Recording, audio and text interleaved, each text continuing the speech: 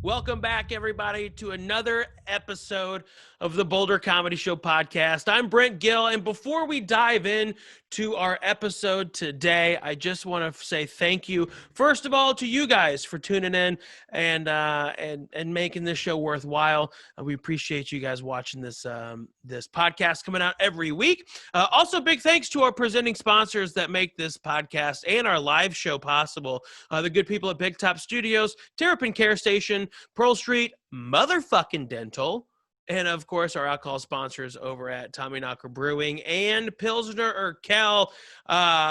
Without them, the show would be a lot more difficult to do. So thank you guys for supporting our show. These are local businesses. These are people that are in our community. So go support them. Get your weed from them. Get your teeth cleaned by them.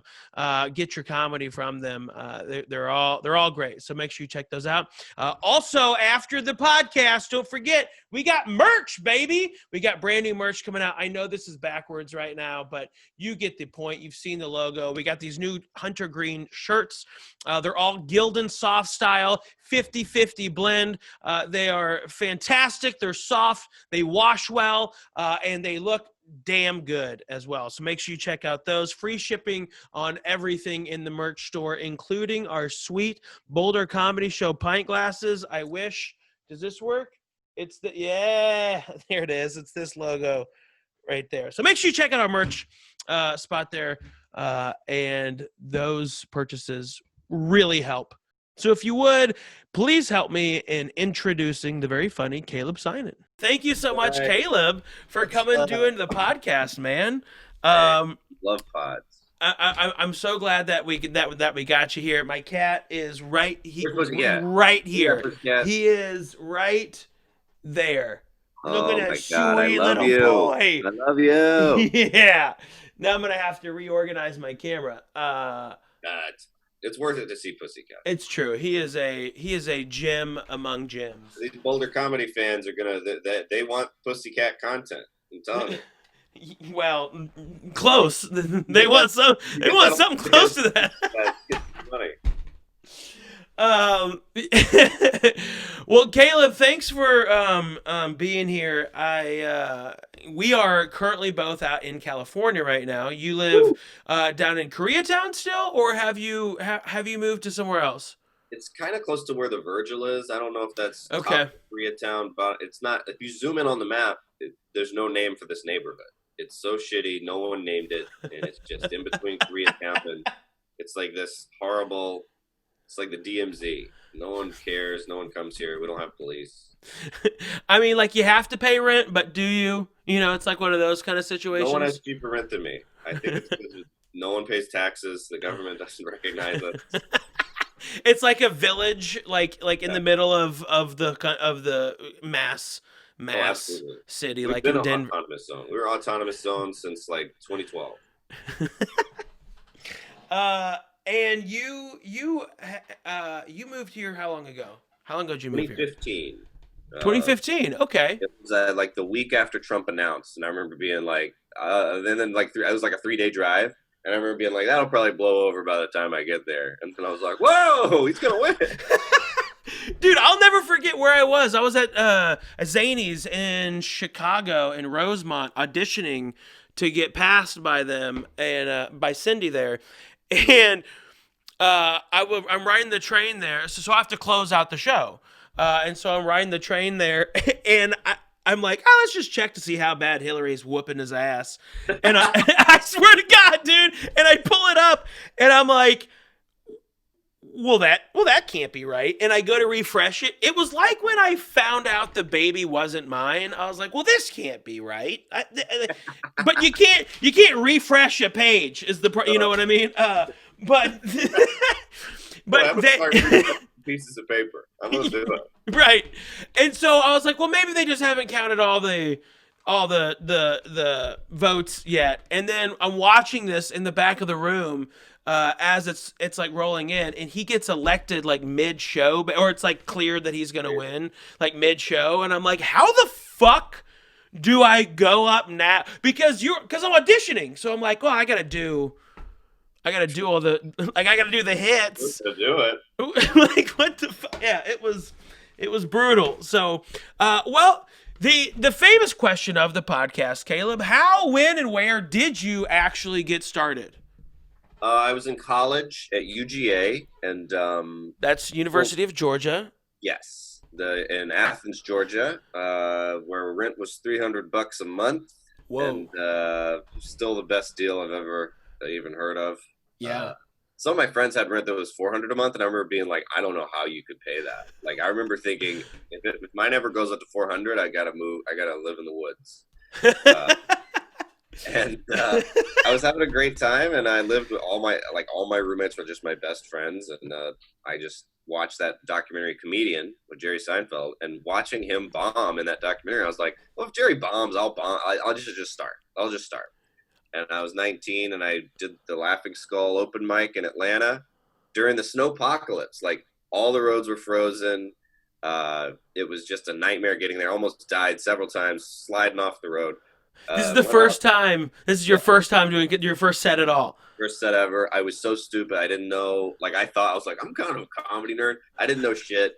I didn't know you had to write jokes. I didn't have prepared lines. I didn't have topics. I was so stupid. I thought I could just go up there and be funny. And I bombed as bad as you can bomb. Just dead silence for 5 minutes. And I started laughing at the end because I was like, it's pretty funny how bad I am. Like, it started to make me laugh because I was like, because my ego was so big that I was like, I'm just a celebrity who's not famous yet. So it's funny on them that they get to have to sit through how bad I am at first. Like, and I was bad for a whole nother year. I just kept bombing. I just didn't get it. And eventually I figured out, you got to prepare some jokes here. And then it started to get better. But you thought you were a celebrity just waiting to get famous, dude. Yeah. I identify with that. I went by Brent the Great. Yeah, I love this. So hang on. So let's go back. 19 years old. You watched Jerry Seinfeld's documentary. Now, granted, you're the one that told me to watch that documentary. Yeah. If you remember, I had known of it, but I hadn't seen it. So you started in 2015. No, I started in 2011. Oh, excuse me. Sorry. Still 2011. Holy shit. Okay, interesting. So you started. So you see that documentary. You're probably a sophomore in college? Yeah, sophomore. What are you studying at UGA? Film. Still don't have the degree. Oh, that's mine right there. My film degree. Dude, I'm so proud. I remember thinking, I'll study film. It'll be easy, and I still failed. Still failed every class. That's impressive. Hard. I went to college to be a math major and then ended up with a film degree. I wanted to be a teacher of math. You wanted to be a math teacher? Yeah. I swear to God, I was like, I could teach math in the weekdays, and then weekends I could go do comedy. Summers I could tour. And yeah, that's real. So did you just not graduate? I just stopped going. I already wasn't going to most of it. I didn't know labs were part of class. I thought they were just telling you, they're like, labs on Tuesday and Thursday. I just thought they were telling me they had a lab available, and I was like, who needs that? I didn't know that your grade depends on going to the lab. Going to lots of stuff. Yeah. I remember seeing the grades sometimes being like, I made a 20 in this class? I never made a 20 before. This is a 20 out of 50, right? Right. I was like, what do you mean? Like, I started thinking, like, something's wrong with my computer. Like, there's no way I made a 20 in the whole class. I just wasn't prepared. I had no idea. In film? What the fuck? I didn't know. But yeah, it was hard, and I was failing pretty bad. And then once I started doing stand-up, I was just doing stand-up all the time. I wasn't even in Athens. I was in Atlanta doing stand-up all the time. How far is that drive between the two? I forget. Hour 15, hour 20. So you drove down in presumably a rear-wheel drive car in the middle of a fucking snowstorm. Yeah. In Atlanta. A 96 Buick Century is what I drove. Interesting. With a wooden bumper because a tree fell on the original bumper and tore it off. So I had a... Did you get a 2x4 just put on the front? Yeah, it was cool. That's so Southern. Oh, man. It was the redneckest... just like the Beverly Hillbillies, and I'm showing up like showing up. trying to park, go do a set and bomb, and go back home. Dude, so you did here's what's crazy to me is you're the first person so far in this interview series that ate shit their first time and still went on to become successful.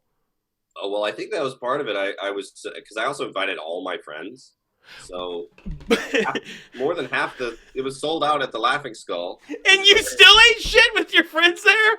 They did not give me nothing. You know, people they brought the crowd. It's still to this day when people are like they're killing, but they brought the crowd. Still no, because I brought the crowd and they didn't do shit for me. They didn't even smile. Oh my god! Like when I sat back down, they weren't even. They were like, "That was bad. You got to work on this." Like they were not. At least they were like real, like they were real friends. They were like, they're like, "You got to prepare better." And I was like, "I know." Oh my god, that's glorious. But I had to redeem myself at some point. I was just like, I can't have, the whole crowd is my friends. Half of them are the girls in college I got a crush on, so I gotta be funny. I gotta do good at this at some point, So yeah, it was horrible, and then it took a long time, and then most of them never came back. I wouldn't either. Right. So I'm sure they were just blown away when they saw me on Conan. Like, Conan books that? I remember seeing Caleb. He's the worst. Like, there's no. I'm not even going to watch this. I don't want to watch my friend embarrass himself. Nobody laughed one time. Why would he be on TV ever?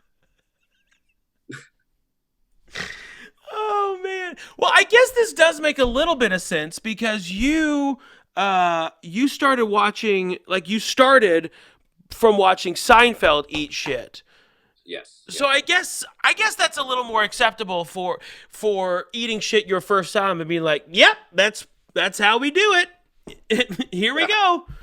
Well, I saw that clearly developing material is difficult. Like even with being a billionaire with household name and you've been doing it 30 years, even then you can be bombing.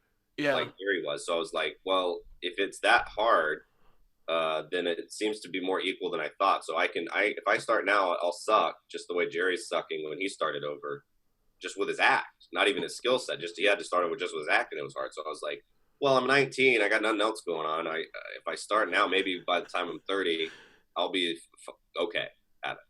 But I had this ridiculous ego that was just like, I'm like David Letterman, but he's not famous yet, so they're dumb.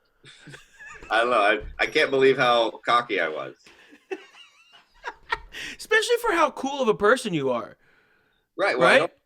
I'm not really that. I just think at the time it was just ignorant cocky. It was like thinking like, to me, it was somebody who was like, can you cross the street with your two legs? And I was like, I don't know. Like, I was be like, yeah, what are you talking about?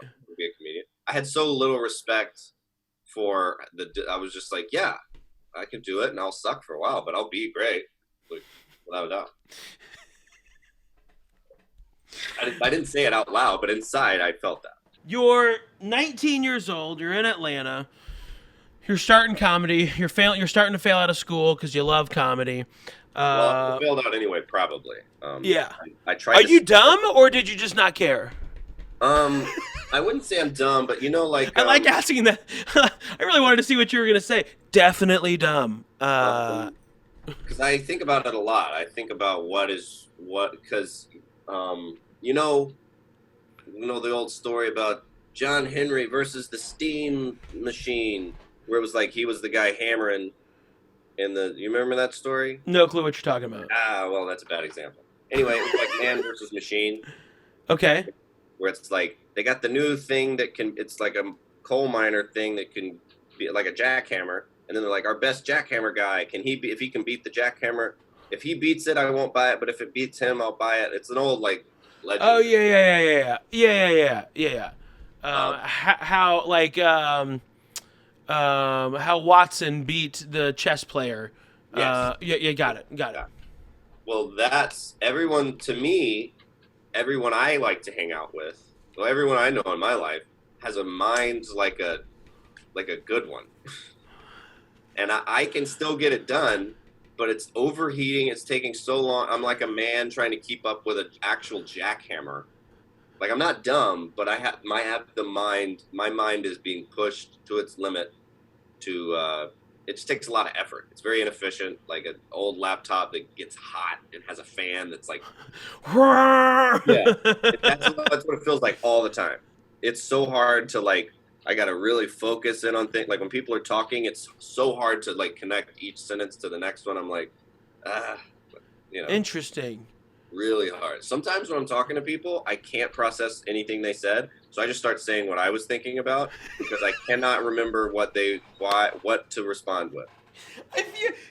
The more and more I've done this, the more and more I'm like, oh, I have a story. Like, I feel a kinship with other comics. Like, I think we're all a little broken because we identify a lot with each other. Because I hear you. Wrong with my brain, real bad. Everyone calls me just self-absorbed, and I'm like, I'm just trying my best. Maybe you're just boring. Maybe it's that. Yeah. Hard. It's so hard. I can't like focus on.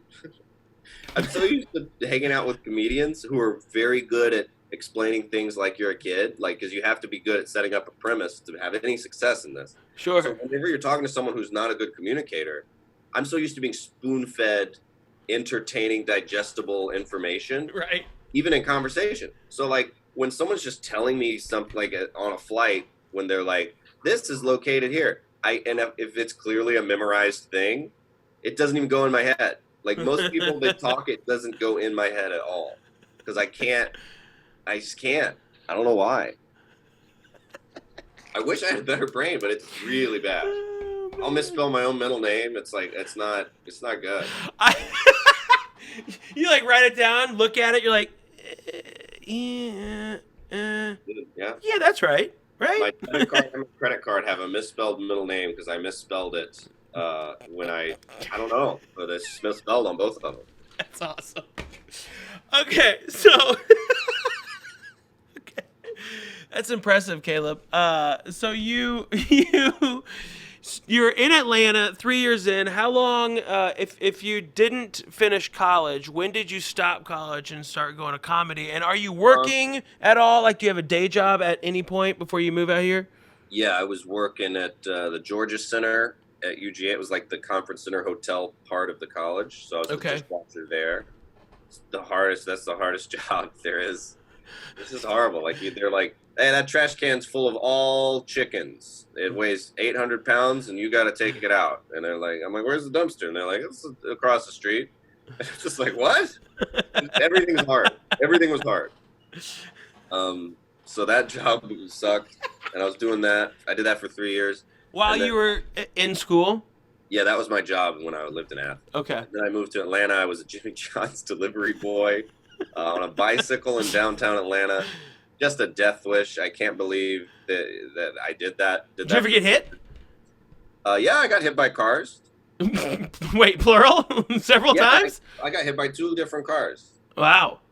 And now I'm looking back, I realize I should have demanded immediate on-the-spot cash payments from the driver and faked an injury that was more, but I was, I'm just like, I'm this guy. So I was like, no, it's fine. It doesn't even really hurt. And then they drove off. And I should have been like $1,000 right now, immediately. Take me to the ATM. I won't say anything. Let's go. But yeah, I got hit by cars and stuff. I would run into things. Like, it's hard. It's hard to and they were like, break the law right on the sidewalk. We got to get these deliveries. We're freaky fast. It was a terrible job. Jesus Christ. How long did you work for Jimmy John's? That was 3 years as well. Okay, so you're 6 years into your amazing professional career post-college. Jimmy John's. Do you still eat at Jimmy John's? Well, this is another horrible thing about me. I don't think they taste good, and I hate the company. I disagree with that. Oh, that's fair. I think the Jimmy John is a dick. I don't like their whole like Warren Buffett's that like it's like, oh, shut up. I'm a sandwich. You pay me less than minimum wage, and they're like, well, Warren Buffett's 10 rules for. I'm like, stop. It's just too much. It's just really like alpha male. Like, the whole vibe there is just a lot. So I worked there for, what was that, 3? And then where did I go after that? What was the question here? I already forgot the question. Oh, it was, well, that one's over if you still eat at Jimmy John's. and I don't know why I still eat there. Oh, you do still eat there, even though you what? I don't like the way it tastes, and I don't like the company, and it brings up bad memories. I still eat there sometimes. I don't know why. I think sometimes you can have nostalgia for things you didn't even like. So apparently, because sometimes I'll be like, let me get old Jimmy John. I'm like, I hate it. I don't know why I do it. It's because you want to go back to that abuse. You want to go back to that relation. Just a little dab. It's like going back to an ex-girlfriend that you shouldn't be going back to. Yeah, exactly like that. All right, so you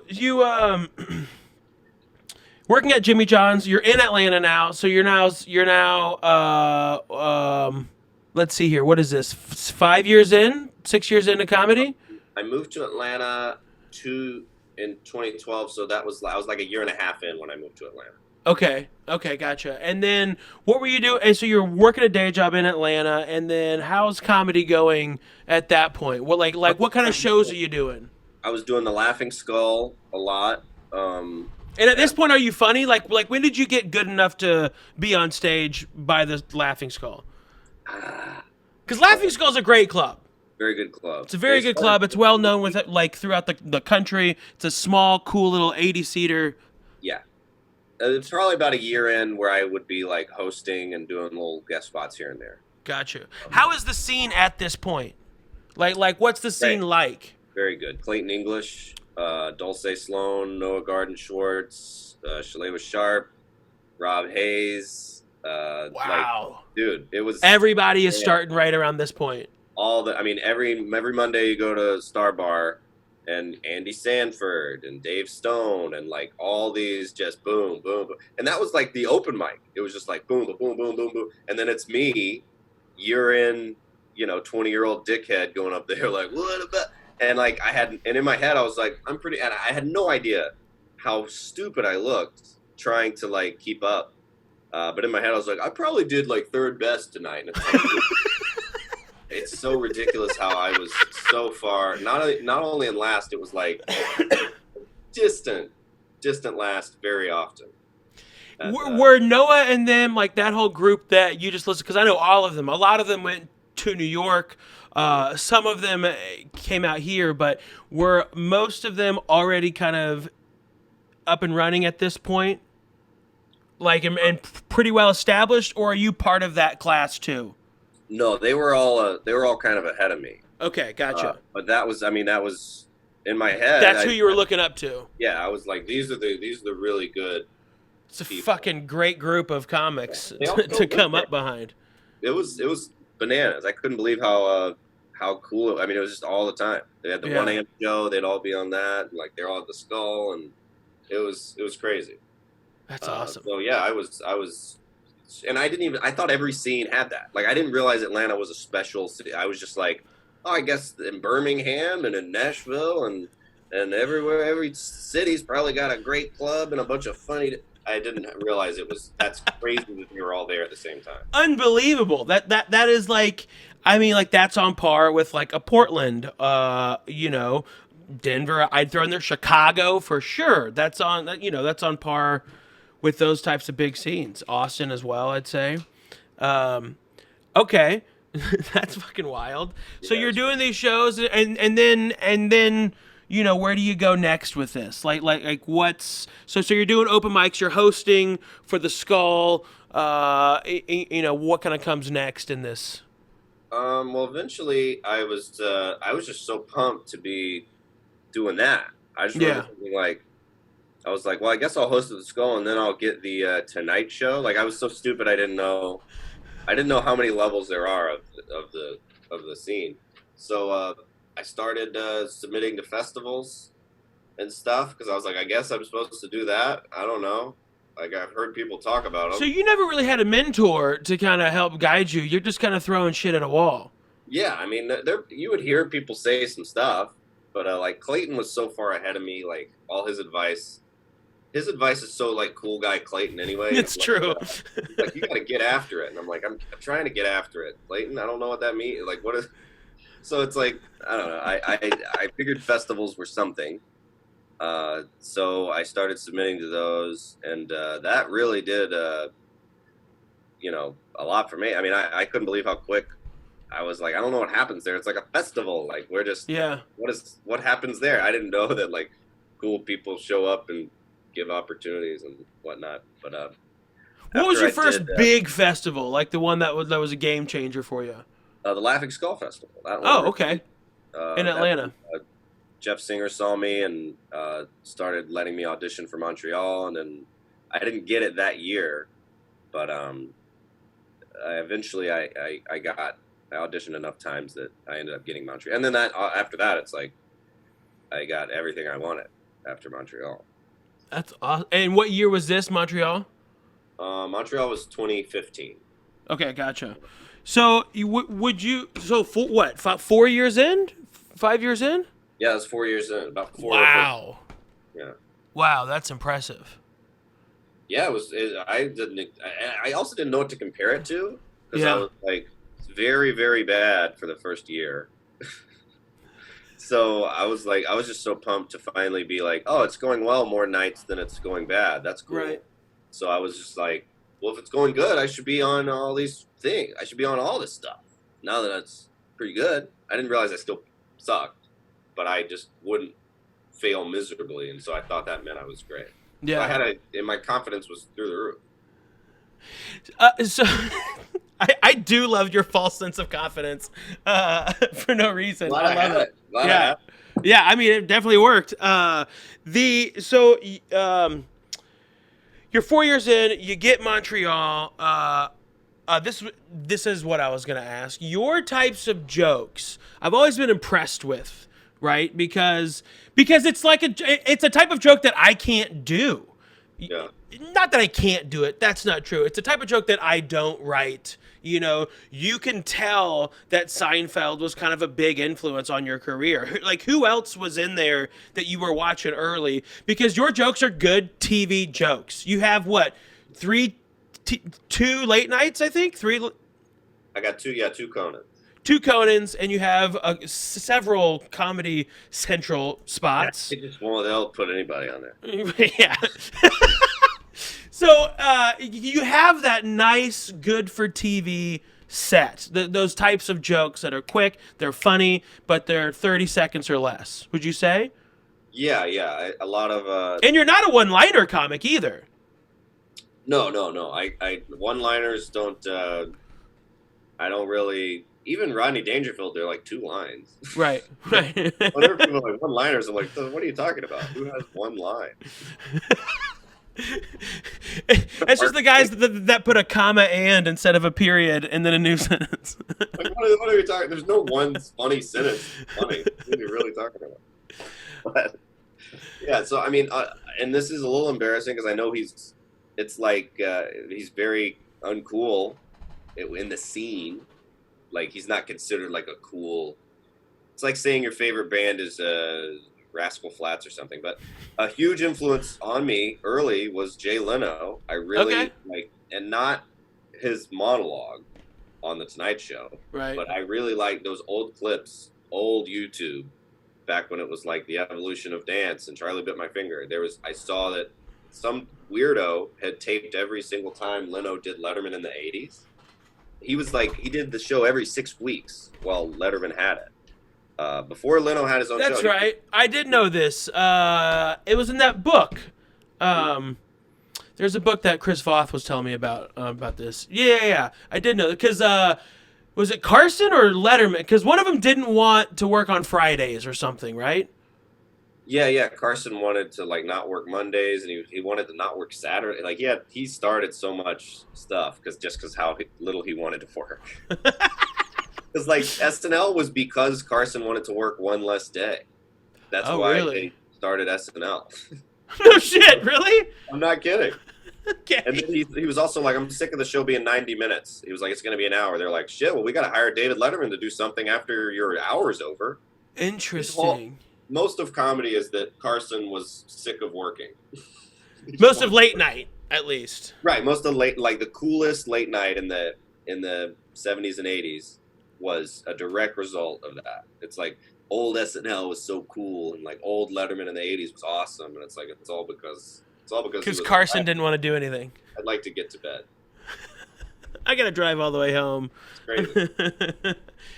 Okay, interesting. Well, hey, look, those are great comics to have as influences. You know, Leno, Seinfeld. But yeah, what I was saying, like people don't. So it's crazy how many comics still don't know how good in the '80s when he was a panel guest on Letterman, he was really good. Really? Like, he was very quick, very funny. Like all his jokes were like, it's similar to Brian Regan in my like. I always think of the one I was like because so much you have to talk to like old people. Like ultimately, like talking to Todd Glass about it. He's the youngest person who knows Leno was great in the '80s.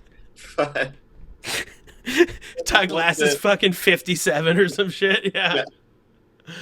But you had one bit about the those commercials where it's like some actor from Bonanza who's like, "Are you or a loved one above 80 and thinking about life insurance?" He's like, "Who's over 80 just thinking about life insurance?" Like, hey, honey, the kids are in their 60s now. It's probably time to think about getting something to put away for them. But all his jokes were like very just quick little fun setup. Like Leno, 80s Leno and Brian Regan are like just so compact, so great premises, great premise, punchline, act out, next joke. Like boom, boom, boom, boom. And I loved it. I love that style, and that's you know, when I was trying to figure out how to write jokes, those were the two that I was like, I like the way they do it a lot. Interesting. Cool. Okay, so you get JFL, and you're living in Atlanta still, correct?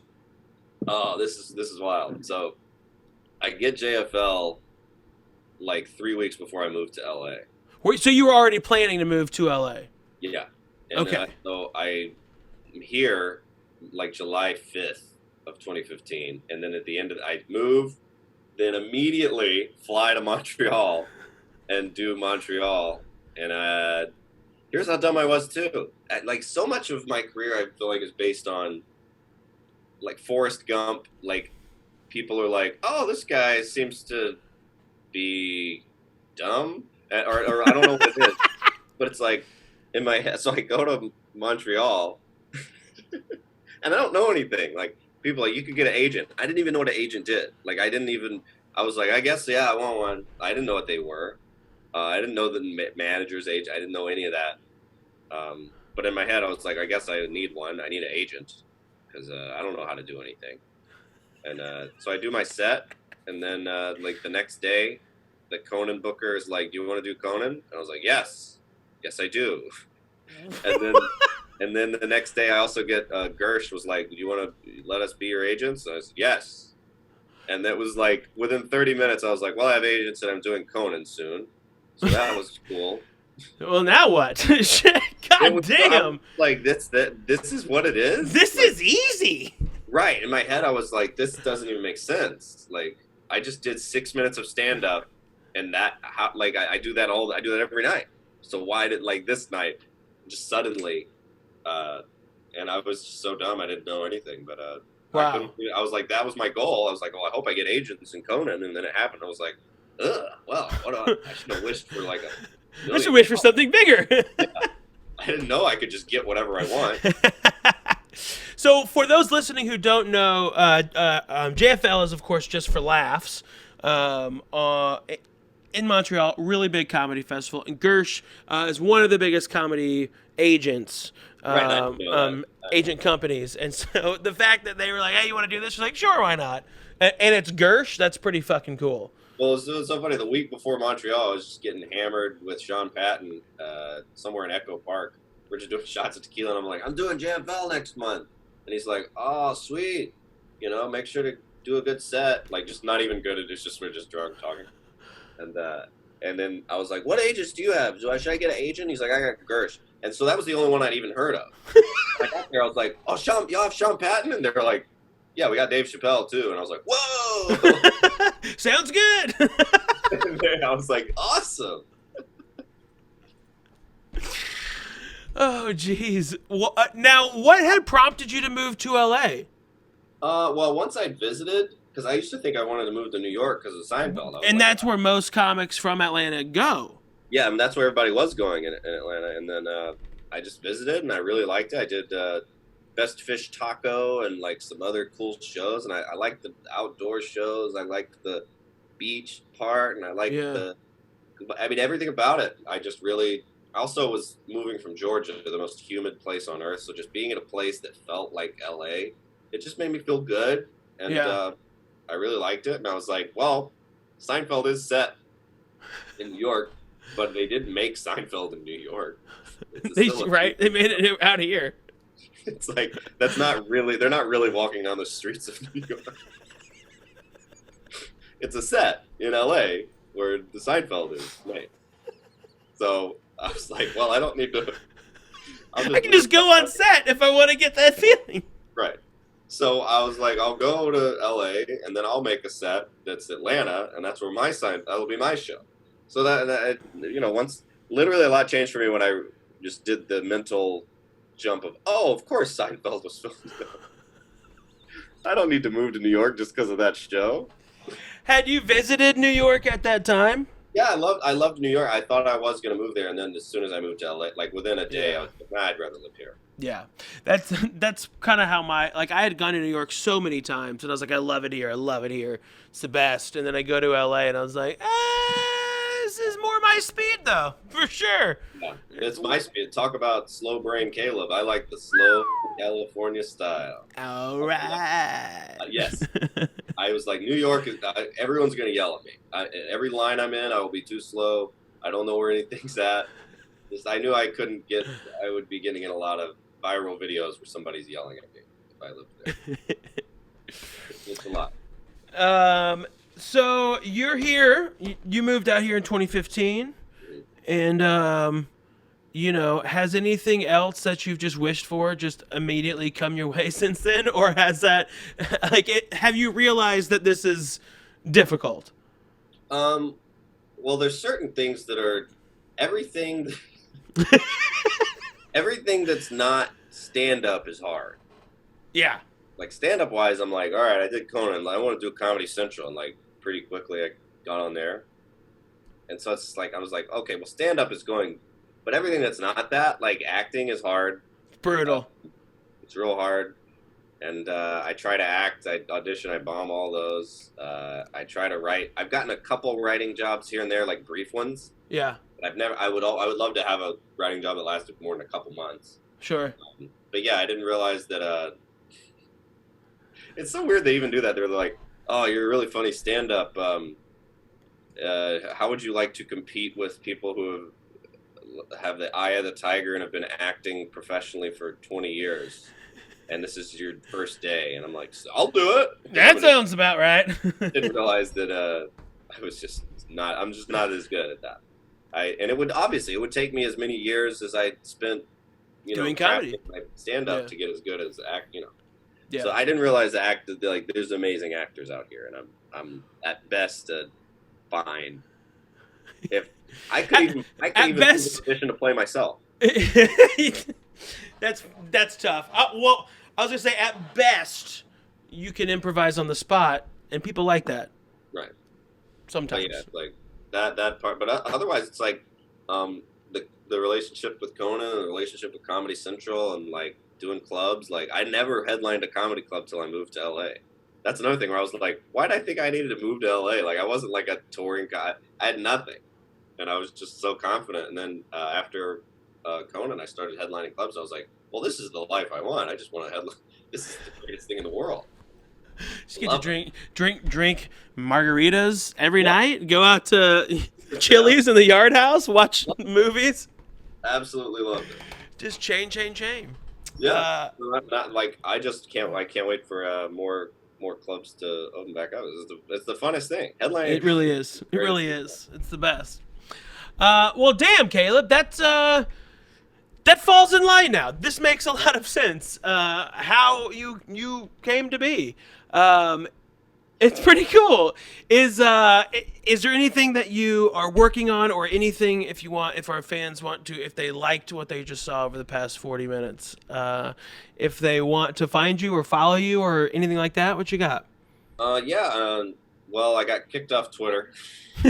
Did you really? Yeah, they kicked me off twice. For what? I was just making Joe Biden jokes.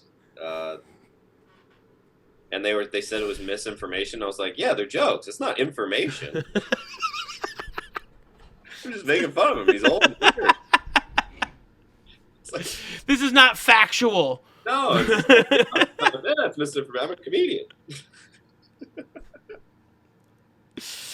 I think I said so one time that his brain was coming out of his ears, and they were like, it's not. And I was like, I know it's not. I posted a picture of him without it. Kidding. Jeez. But yeah, it was just, and not even like from a political, like I make the same jokes about Trump, about him, like it's Twitter. I'm tweeting 20 times a day. Some of them are going to be about Joe Biden and Trump or whatever. But yeah, they got mad. So my handle on there is just Dumb Caleb now. But my handle on Instagram is @Caleb Synan. It's also my Venmo, Boulder fans. And if you want, I never had an album or a special, so if you want to see my act, I have a kind of a bootleg of like me doing 45 minutes in Atlanta. And it's, since there's comedy's kind of not going right now, if you want it, I'll send it to you. Just Venmo me whatever you want.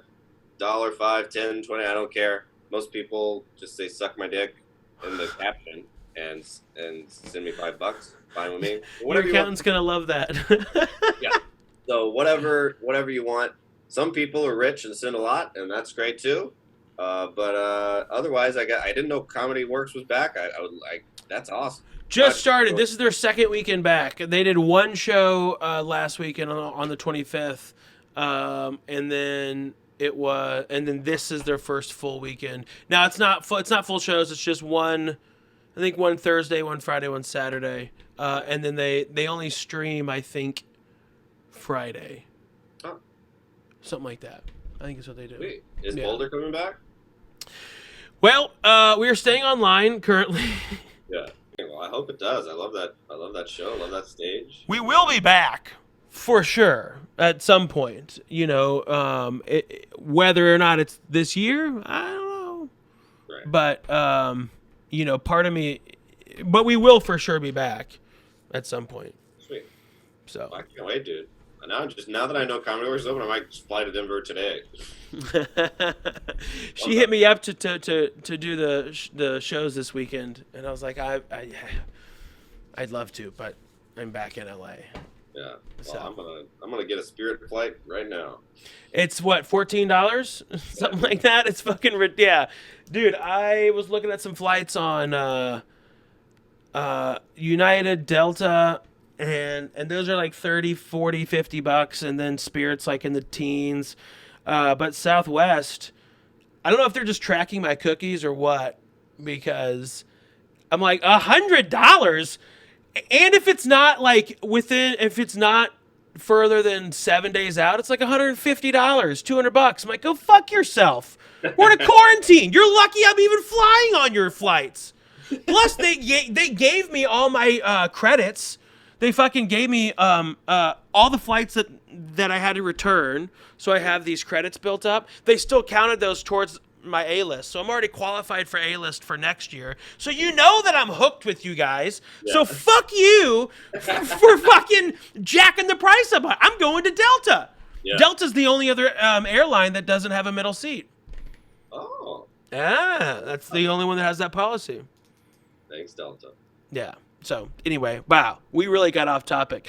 Caleb, that was fascinating, man. Thanks so much for stopping in at the show. I appreciate it, and we'll check you out. Dumb Caleb on Twitter, @Caleb Synan on Instagram, and Venmo @Caleb Synan for his special, for his bootleg special of his own material. Well, you're the man, dude. Thank you very much, and we will see you guys next time. All right, tell Pussycat I love him. Oh, Pussycat, you hear that? No, I have headphones on. He can't hear anything. He's smelling the top of the thing. Anyway. All right, Caleb, I appreciate it. We'll talk to you soon. See you, dog. Well, that's our show, everyone. Thanks so much for tuning in. I hope you enjoyed this episode. Please stay tuned for more of our episodes coming out. We got more great comics. Next week is going to be Ron Lynch, and I'm very excited to have him on the podcast as well. Make sure you check out our merch, our other podcast episodes, and don't forget to check out our live stream every Sunday, 7 o'clock Mountain Time. We'll see you guys next time. Goodbye.